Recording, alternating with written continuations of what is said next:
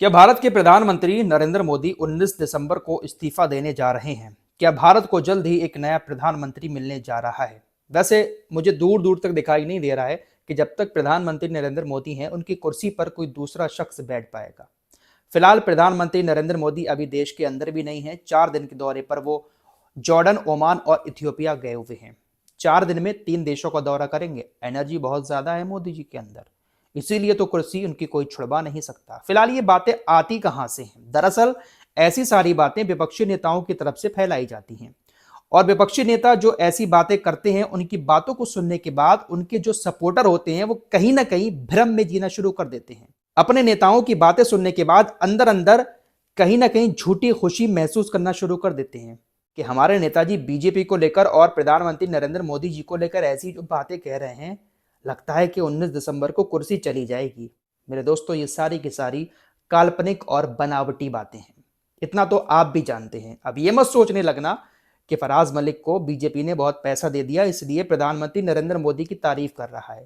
तारीफ नहीं करता हूं दोस्तों, आप अच्छे से जानते हैं मैं किसी भी पार्टी का सपोर्टर नहीं हूं, ना कांग्रेस, ना बीजेपी, ना समाजवादी, ना बसपा। मैं सिर्फ और सिर्फ विकास का सपोर्टर हूं।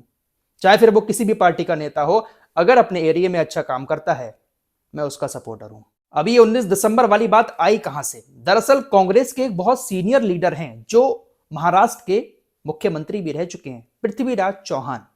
इन्होंने तकरीबन आज से 1 महीना पहले सोशल मीडिया पर एक पोस्ट किया था।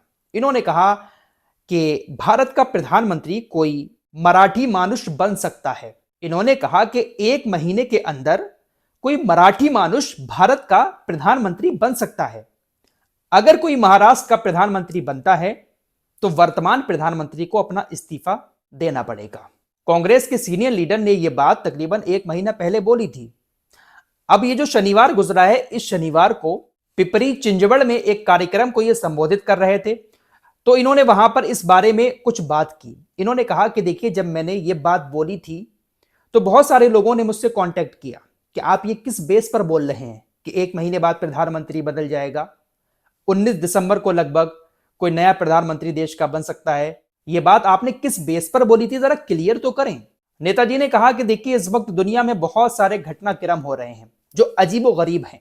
बहुत सारे लोगों ने मुझसे यह पूछा कि आप ये जो बात कह रहे हैं इसका मतलब है क्या? देखिए, मेरा बयान एक काल्पनिक राजनीतिक संभावना पर आधारित था। अगर महाराष्ट्र से कोई प्रधानमंत्री बनता है तो वर्तमान प्रधानमंत्री को पद छोड़ना पड़ेगा। मैंने केवल बदलाव की संभावना को रेखांकित किया है। कांग्रेस के पूर्व केंद्रीय मंत्री ने कहा कि मैंने ये जो टिप्पणियां की हैं वो 19 दिसंबर से संबंधित हैं। अब 19 दिसंबर को क्या ऐसा होने वाला है जो कांग्रेस के नेता ने ये जो बातें कही हैं उसका संबंध 19 दिसंबर से जोड़ा जा रहा है? दरअसल आपने एक नाम सुना होगा एप्स्टीन का, जो इस वक्त काफी चर्चा में रहा। 19 दिसंबर को अमेरिका के अंदर एप्स्टीन फाइल जारी होने जा रही है। दरअसल एप्स्टीन एक शख्स था जिसके संबंध दुनिया भर के बड़े बड़े अरबपतियों से, बड़े बड़े मशहूर लोगों से, बड़े बड़े नेताओं से थे। उनके काफी करीबी रहता था। ऐसा कहा जाता है कि एप्स्टीन ने बड़े बड़े मशहूर नेताओं के, बड़ी बड़ी हस्तियों के स्टिंग ऑपरेशन किए। स्टिंग ऑपरेशन मतलब खुफिया कैमरे लगाकर किसी की फोटो खींच लेना। कोई सामने आपके बैठा हुआ कुछ ऐसी बातें कर रहा है जो वो आम लोगों में नहीं कर सकता या कैमरे के सामने नहीं कर सकता, तो खुफिया कैमरे लगाकर उसकी बातों को रिकॉर्ड करना। तो एप्स्टीन ने ऐसे ही बहुत सारे स्टिंग ऑपरेशन किए। दुनिया भर के तमाम बड़े बड़े नेताओं के और बड़ी बड़ी हस्तियों के ऑपरेशन उनके पास मौजूद थे। फिलहाल एप्स्टीन की 2019 में मौत हो चुकी है। 2019 में एप्स्टीन को यौन अपराध के मामले में गिरफ्तार करके जेल के अंदर डाल दिया गया और जेल जाने के 1 महीने के बाद उसने अपने आप को जेल में ही खत्म कर लिया। तो 19 दिसंबर को कहा जा रहा है कि एप्स्टीन फाइल अमेरिका जारी करने जा रहा है।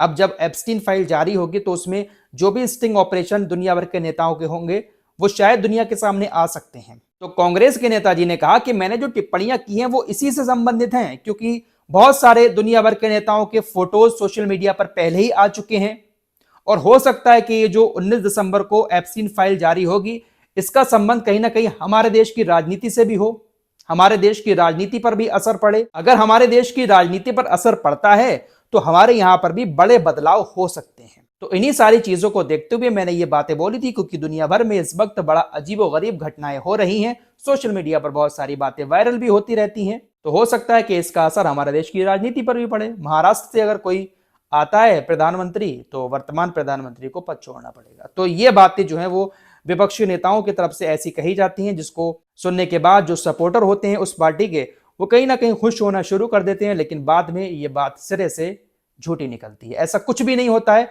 ये पहली बार नहीं है। प्रधानमंत्री नरेंद्र मोदी जी के इस्तीफे की बातें पहले भी हो चुकी हैं।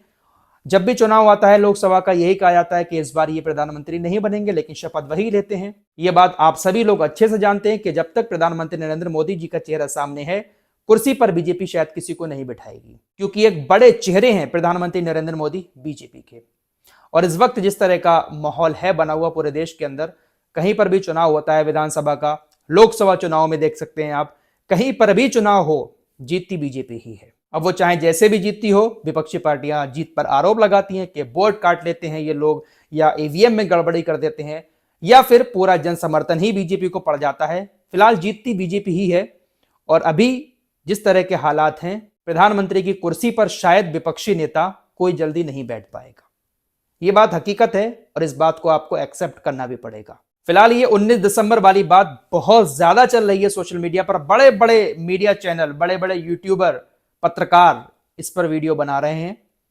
तो ये थी पूरी हकीकत 19 दिसंबर की। कोई इस्तीफा नहीं होगा, कुछ नहीं होने वाला है दोस्तों। राजनीति में ऐसी बातें विपक्षी पार्टी की तरफ से बोलना एक आम बात है। फिलहाल एक और बड़ी खबर भारत से आ रही है। आपने मनरेगा का नाम सुना होगा, राष्ट्रीय ग्रामीण योजना। मनरेगा के तहत बहुत सारे गांव में मजदूरों को काम दिया जाता है, लेकिन सरकार इस योजना को अब खत्म करने जा रही है। सरकार इसकी जगह एक नई योजना ला रही है, जिसका नाम रखा गया है विकसित भारत जी राम जी योजना।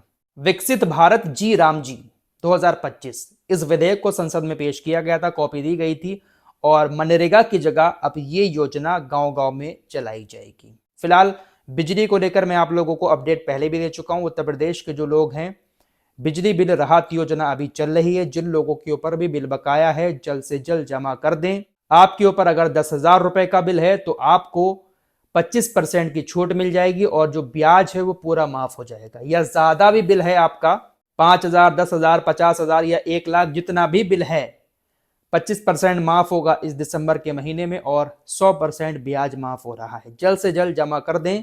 जमा आज नहीं तो कल करना ही है। अगर पैसे का जुगाड़ है आपके पास तो आप कर सकते हैं, आपको फायदा ही होगा। फिलहाल एसआईआर की बात कर लेते हैं। एसआईआर 12 राज्यों और केंद्र शासित प्रदेशों में हो रहा है। सबसे ज्यादा चर्चा उत्तर प्रदेश की हो रही है। उत्तर प्रदेश में अभी भी बहुत सारे लोग एसआईआर का फॉर्म भरने को रह गए हैं। उत्तर प्रदेश के मुख्यमंत्री योगी आदित्यनाथ जी ने कहा कि प्रदेश में 15 करोड़ 44 लाख वोटर हैं, जिनकी संख्या घटकर एसआईआर के बाद 12 करोड़ रह गई है, जबकि यह संख्या 16 करोड़ होनी चाहिए थी। और ये जो वोट कटा है, इसमें से 80 से 90% वोट जो है वो बीजेपी का है। उन्होंने तमाम भाजपा कार्यकर्ताओं से कहा है कि बूथ बूथ पर जाकर इस बात की जांच करें कि इन्होंने एसआईआर का फॉर्म जमा नहीं किया है, क्योंकि 16 करोड़ से ये जो संख्या 12 करोड़ आई है, इसमें से 80 से 90% भाजपा का वोट है। इसी पर तंज कसते हुए अखिलेश यादव ने पोस्ट कर दिया कि खुद मुख्यमंत्री कह रहे हैं कि 80 से 90% भाजपा का वोट है। बहुत लंबा चौड़ा पोस्ट इसी बात को लेकर अखिलेश यादव ने किया है। फिलहाल एसआईआर की वजह से बीजेपी को एक नुकसान यह भी हो रहा है कि जो गांव का वोटर है, जो अब शहर में ये वोटर बन चुका था, आपको पता ही होगा एसआईआर के दौरान कहा गया कि आपको सिर्फ एक ही जगह पर फॉर्म भरना है। अगर आप शहर में हैं तो शहर के वोटर बने, गांव के रखना चाहते हैं तो गांव के वोटर बने। तो गांव के लोगों ने शहर को ना चुनकर गांव को चुना है। लोग गांव का वोट रखना चाहते हैं शहर का खत्म करवा कर। तो लाखों वोट ऐसे हैं जो शहर से गांव में शिफ्ट हो चुके हैं, और बीजेपी को शहर में कहीं ना कहीं थोड़ा नुकसान उठाना पड़ेगा। फिलहाल इस रिपोर्ट में इतना ही। कुछ और खबरों के साथ फिर हाजिर होऊंगा। अपना ख्याल रखिएगा। अल्लाह हाफिज।